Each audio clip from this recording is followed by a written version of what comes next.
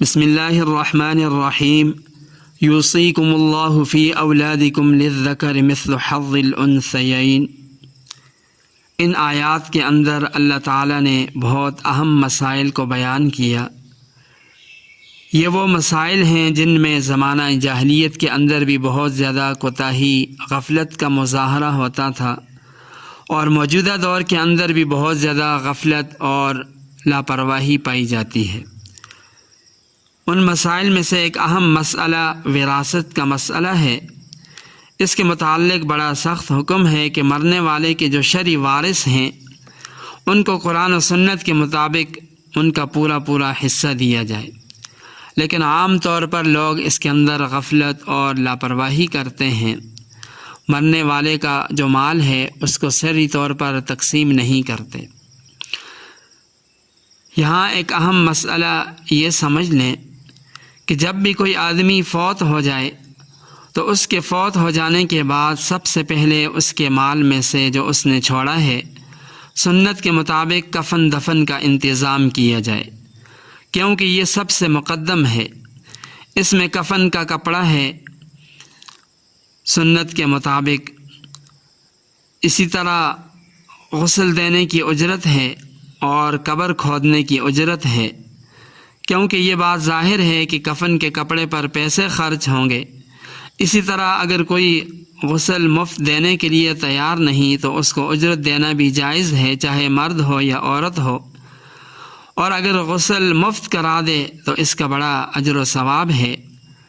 مجمع الزوائد حدیث کی کتاب ہے، اس میں صحیح سند کے ساتھ یہ روایت موجود ہے کہ میت کو غسل دینے والے اور اس کے بدن میں جو عیب ہیں ان کو چھپانے والے کے لیے 40 کبیرہ گناہ معاف کر دیے جاتے ہیں۔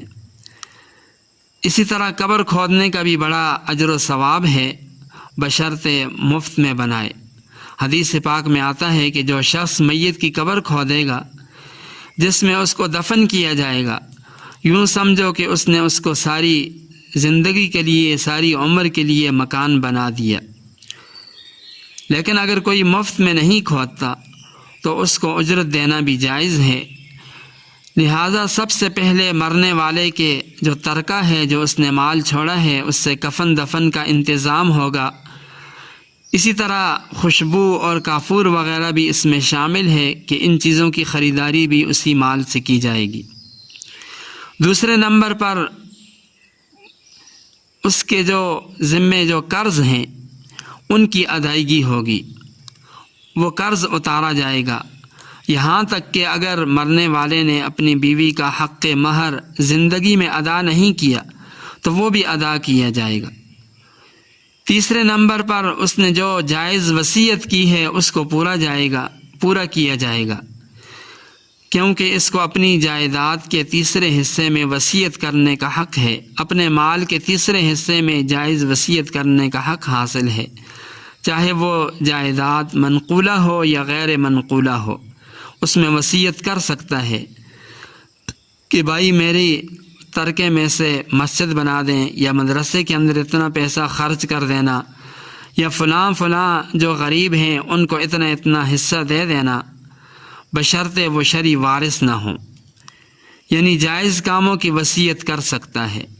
تو اب ترتیب اس طرح ہوگی کہ مرنے والے کے متروکہ مال میں سے سب سے پہلے کفن دفن کا انتظام ہوگا، اس کے بعد جو اس کا قرض ہے، جس سے اس نے قرض لیا تھا اگر وہ ہے تو اس کو اتارا جائے گا۔